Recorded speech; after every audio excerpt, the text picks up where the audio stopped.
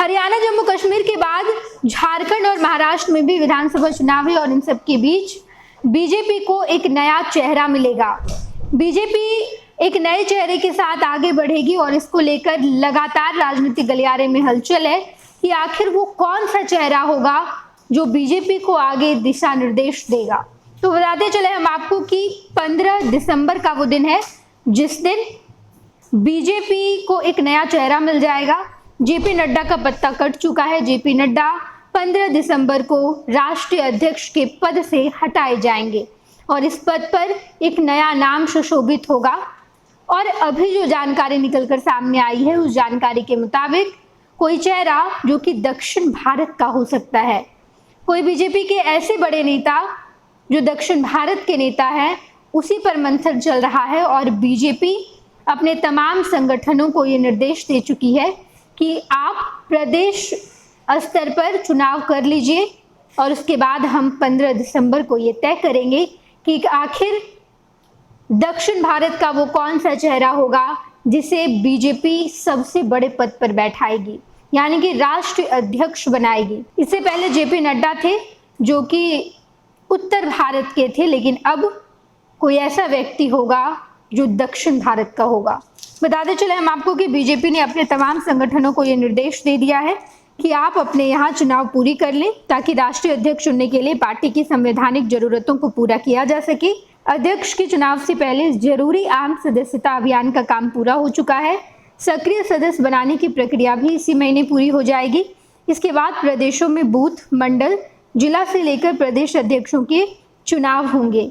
भाजपा संविधान के मुताबिक 50% राज्यों के संगठनात्मक चुनाव पूरे होने के बाद राष्ट्रीय अध्यक्ष का चुनाव हो सकता है। पार्टी ने राष्ट्रीय अध्यक्ष के चुनाव प्रक्रिया को पूरा करने के लिए संसदीय बोर्ड के सदस्य के लक्ष्मण को प्रभारी बनाया है। भाजपा के एक वरिष्ठ नेता का कहना है कि राष्ट्रीय अध्यक्ष के लिए उपयुक्त व्यक्ति के नाम पर लगातार चर्चा हो रही है और जो व्यक्ति भाजपा के संविधान के मुताबिक सटीक बनेगा, कोई ऐसा व्यक्ति जो बीजेपी के संविधान के मुताबिक सटीक हो। बीजेपी लगातार ये कोशिश करती है कि बीजेपी देश के अलग अलग हिस्सों से लोगों को संगठन से जोड़े और सरकार में भी प्रतिनिधित्व वैसे ही लोगों का हो। तो ऐसे में कोई एक ऐसे व्यक्ति को चुना जाएगा जो देश के ऐसे हिस्से से हो जहां बीजेपी अपनी पकड़ और भी ज़्यादा मजबूत करना चाहती है।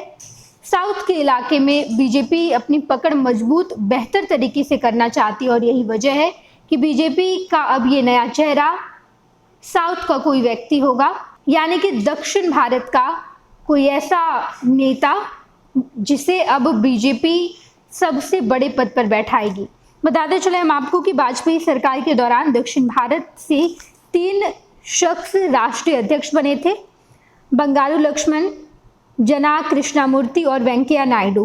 पीएम मोदी के 2 कार्यकाल में राष्ट्रीय अध्यक्ष उत्तर और पश्चिम भारत के रहे।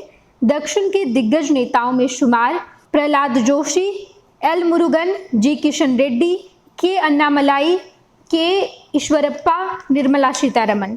ये कुछ नाम है जो कि दक्षिण के नाम हैं और इनमें से भी कोई व्यक्ति हो सकता है।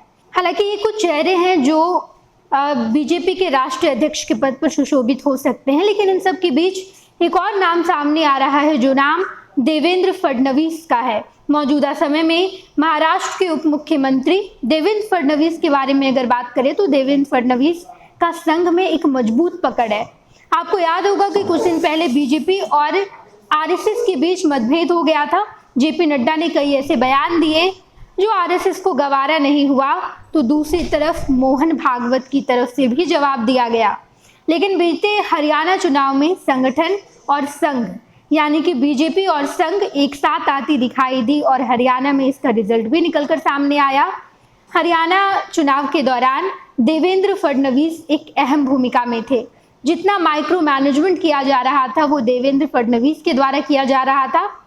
मौजूदा समय में देवेंद्र फडणवीस महाराष्ट्र के उप मुख्यमंत्री हैं और अब उनका नाम भी सामने निकल कर आ रहा है। कोई दक्षिण भारत का व्यक्ति, देवेंद्र फडणवीस, निर्मला सीतारमन और इसके अलावा भी कई ऐसे महत्वपूर्ण नाम हैं जिसे बीजेपी अपने सबसे बड़े पद पर सुशोभित करेगी। जेपी नड्डा के बारे में अगर बात करें तो जेपी नड्डा मुख्य रूप से हिमाचल प्रदेश के हैं, जो कि उत्तर भारत का भाग है। इसके अलावा बिहार से उनकी पढ़ाई लिखाई हुई, राजधानी पटना में ही उनका जन्म हुआ है। उन्होंने ग्रेजुएशन तक की पढ़ाई पटना में ही की। उसके बाद वो हिमाचल प्रदेश गए और वहां जाकर LLB की। इसके बाद वो अखिल भारतीय संघ से भी जुड़े। कई सारे मूवमेंट में भी उनका अहम योगदान रहा। हालांकि बिहार में भी उन्होंने राजनीति की है। बिहार में भी जेपी नड्डा कई सारे मूवमेंट में शामिल हुए हैं अपने छात्र राजनीति के क्रम में। और अब जेपी नड्डा जब राष्ट्रीय अध्यक्ष के पद से हटाए जाएंगे तो या तो देवेंद्र फडणवीस या कोई और भी चेहरा हो सकता है। फिलहाल इस पर मंथन जारी है। 15 दिसंबर का वो दिन है जिस दिन फैसला लिया जाएगा और सबसे पहले हम आपको बताएंगे फर्स्ट बिहार झारखंड पर। भारतीय जनता पार्टी का सदस्य बनने के लिए 8800002024 पर मिस्ड कॉल करें। निवेदक भारतीय जनता पार्टी बिहार। 26 वर्षों में 17,000 से अधिक डॉक्टर बना चुका बिहार एवं झारखंड के छात्रों के बीच विश्वसनीय संस्थान गोल